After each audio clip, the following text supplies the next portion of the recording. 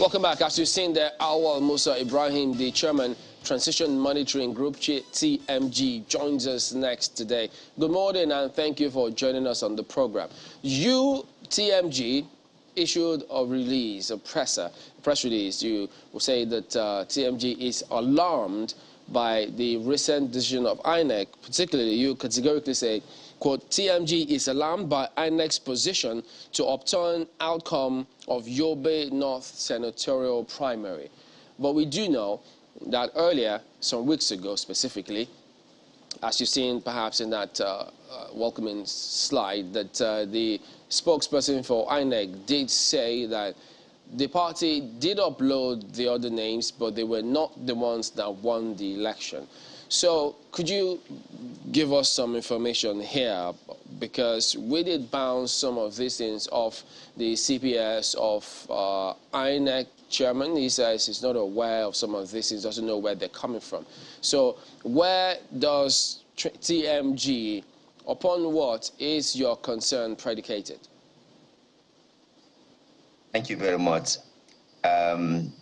We are democracy and credible election in 2023 is already been under threat because one, there is a deliberate and calculated attempt to undermine the wishes and the aspiration of the electorate by some few tiny individual who want to obtain popular support and aspiration of the people.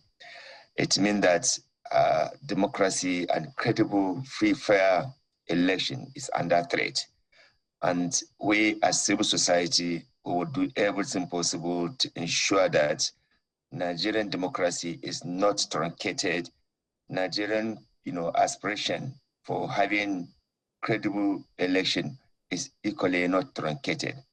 The position taken by INEC, the latest position taken by INEC is counterproductive, is totally unacceptable, is undemocratic. It is an attempt to undermine popular aspiration. It is an attempt to impose some individual who they think that they are powerful. But this individual cannot obtain the popular support or winning. Right. So what is this? What is the decision that INEC has taken? What exactly is it? The decision by implication is that those who clearly got, elected, won the election, got certified INEC report that they won the election. Now, some few individuals are coming behind to ensure that that victory did not hold water, which we consider very, very disturbing. And INEC must not be used by those powerful, undemocratic people to undermine the wishes of those people who have actually elected them and those who also won the election. So when you say by implication, is TMG raising the alarm over an intention or a specific action that INEC is taking? It is both, because INEC had already gone to court to challenge what it has initially, verified, validated, and confirmed as an election that was duly, transparently, organized and won by those who have won the election. Now, some people have come, to do the magic to instigate some people in INEC to go and even challenge what INEC had, issued as a valid result. This is why we say it is very alarming, because you are going to impose people who clearly did not even win the election. First and foremost, the two people contested presidential election. That's Lawal and Akpabio, for example. They all contested election, and under our new electoral law, you cannot contest election twice from two different positions at the same time. So there's no way Lawal or Akpabio, who had contested presidential, party primary election, to now at the same time now be given that position as senatorial, simply because they have loose money, they have unwielded power, they have, maybe perhaps, some people backing them, at INEC. I think if we do that, it will really be a very bad example in Nigeria, and it will also create opportunity to lose the confidence that we have worked hard to create among Nigerians, that this INEC is ready to do the right thing. If any attempt or attempted attempt to truncate the wishes and aspiration of the people that have come out to this election, and INEC to also come up with certified report that these gentlemen have actually won, now to come and truncate it, it will be a setback for election that will happen in 2023. Many Nigerians will no longer have confidence in the INEC, and therefore INEC cannot, because of the interest of just some few individuals, allow itself to be rubbish, allow itself to lose the confidence and the truth that Nigerians are having on them. That is why we are alarmed. Okay, well, just one quick one there. I mean, you said in the course of speaking just now that INEC went to court. I'm wondering how that plays out in the scheme of things, because yes, the only way in which INEC can upturn itself in that decision that, of course, Chamberlain referenced earlier, is if there is a court order. And before there can be a court order, there has to be evidences. So on what premise then would you say INEC went to court? And for what in particular? Where in the law does it say INEC can go to court on such a matter?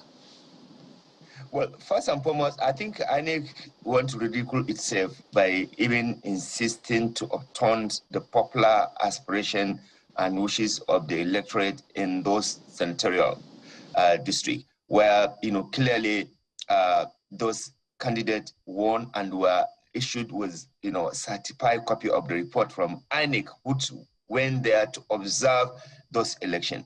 So if INEC now goes to court to say that what they have done, they have invalidated it, I think it creates also credibility problems.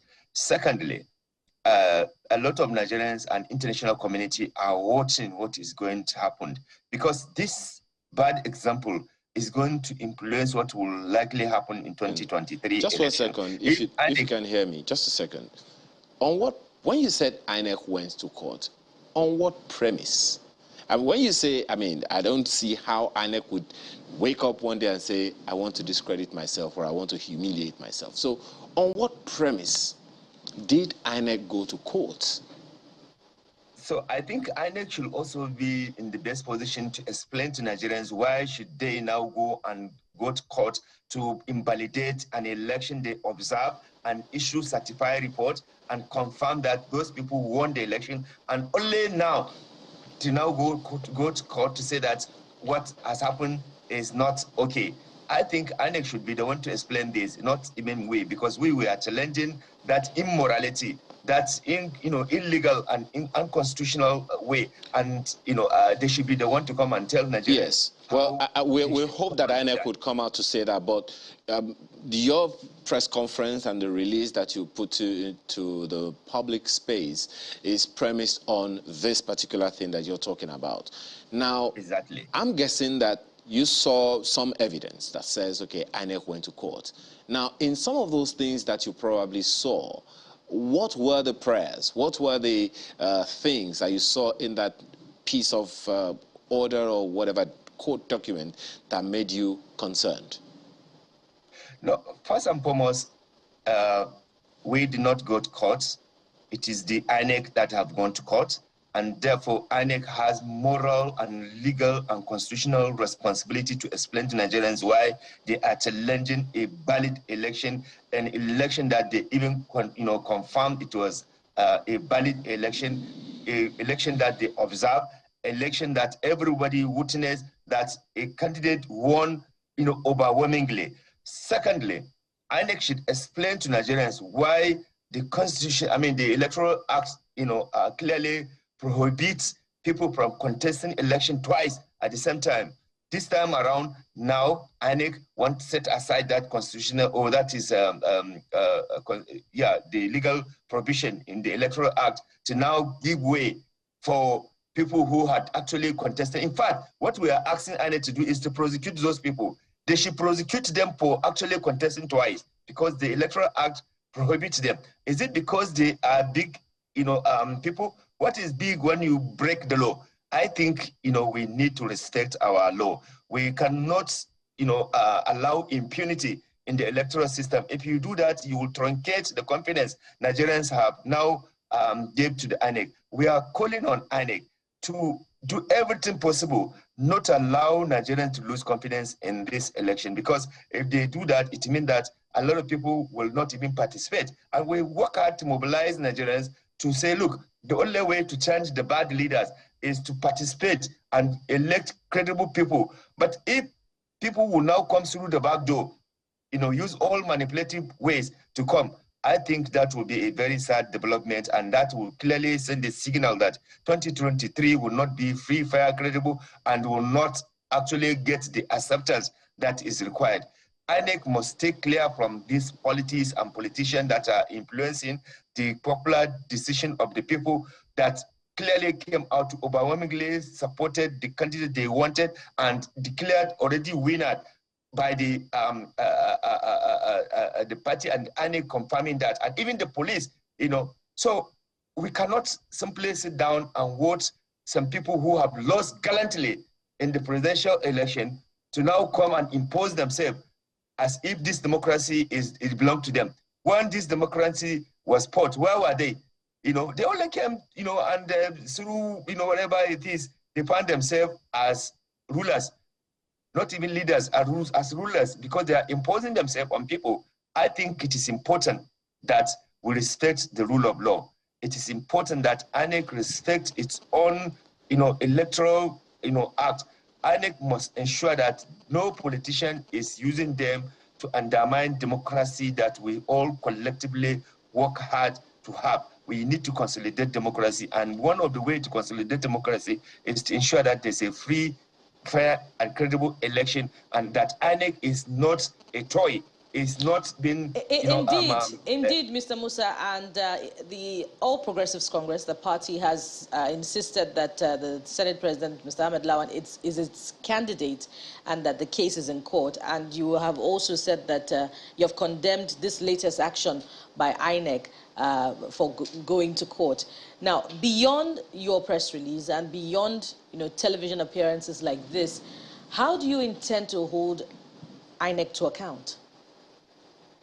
Well, as a civil society organization, we don't have the power to impose, but we have the power to mobilize, conscientize Nigerians, create the necessary awareness, and draw the legal implication and constitutional contradiction of what some people want to do.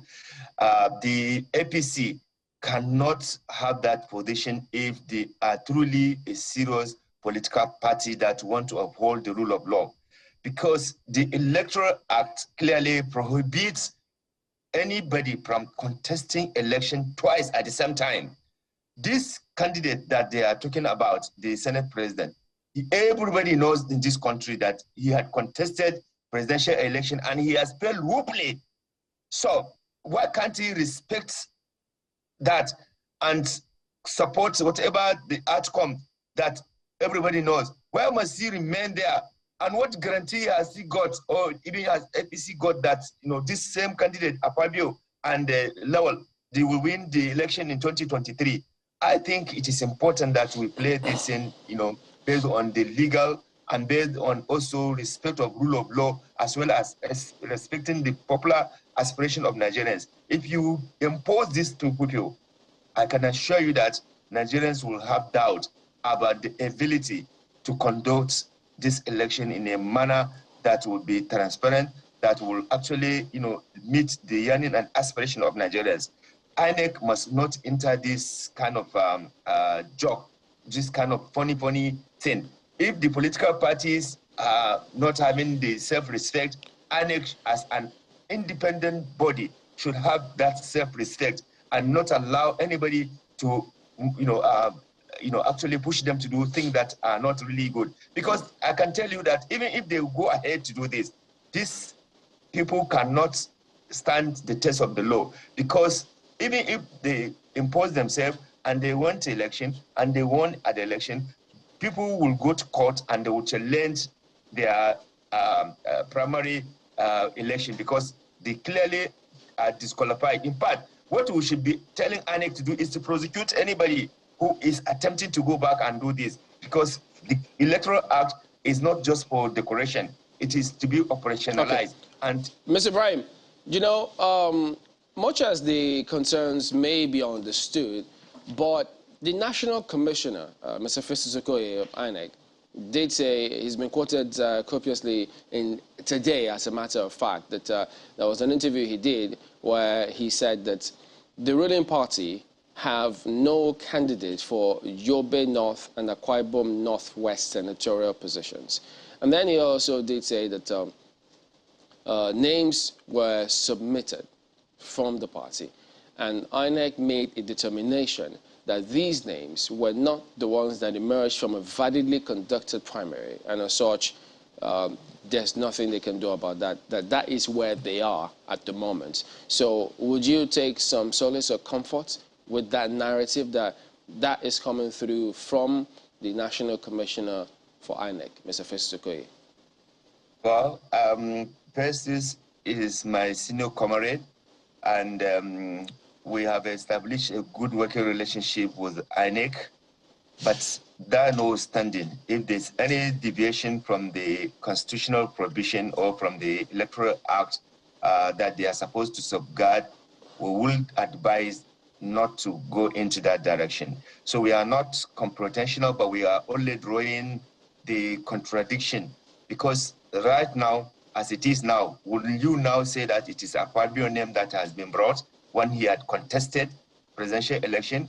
Will you now say, Lawal, the Senate president, it is his name that is now presented when he clearly contested presidential election? The law is very clear. The thing is very clear. These people did not contest the senatorial election. Why are you now coming to tell the whole world that the name of the people who duly won the election, and you, INEC, went there to observe and gave reports, you know, certified report that these are the people that have gone there and witnessed and confirmed they won the election? Now you want to come and say something else. What party did is it not APC that organized the party primaries in Yobe and Akwa Ibom, where the Senator Apabio contested and lost? I mean, where the Apabio and the Lawal, you know, senatorial district, those who won the election won? Well, we just want to mock ourselves. I think something needs to be done to draw the attention of the relevant authority to ensure that we have peaceful election in this country. Okay. You cannot create, you know, political violence, because what you are trying to do now is tantamount to creating political violence. But then, what do you make of that position that the APC has held thus far about this issue? I know that you've speeded around that, but what would you say is informing that position of the party that, look, these are our candidates, and INEC is saying the exact opposite, at least as at now? No, it means, it's very simple. It means that, you know, APC is desperate to compensate those who have bluntly lost the election, and they want to compensate them by imposing and breaking the law. This is just the interpretation of that. APC members are not happy because some of the APC members, you know, in both Akwa Ibom and Yobe are not happy that election held, you know, their choice candidate won, and it, you know, clearly issued certified report for that, and even the police was, you know, was there. So how comes are you now coming to say that you have changed this? And is it not the same APC that went there, Yobe and Akwa Ibom, to organize that election? Why are they saying that, you know, this is not their candidate now? Look, the APC leadership must save this country from political crisis and loss of confidence on democracy. We have been working very hard to get Nigerians to agree that the only solution we have is to have constitutional democracy through, you know, participation of Nigerians. And if these people are doing this, they will continue to send away Nigerians from participating in the electoral process, and that's not good. So I think the leadership of APC must respect its own law also. It must also respect the Electoral Act. Any attempt to, do something that is different from this, it tantamount to clearly impunity and breaking the law of the country. We are talking about, actually prosecuting these people who want to impose themselves. Now we are even trying to reward them again. What kind of democracy and what kind of political party system are we having in the country? Political party system should be a system that can be emulated. Even when you get into the government, you will be able to, through, well-constructed, ideologically focused political party, be able to carry along people through your, program that will be really meant to ensure more transparency, more good governance. Now, if you do all this stealing by the door, what transparency are you going to come and talk? All right, Or Mr. what Ibrahim, accountability are you going to come we and need talk? to anchor at that point. We do appreciate your time this morning, Awal Musa Ibrahim, Chairman, Transition Monitoring Group. Thank you very much indeed. Thank you very much.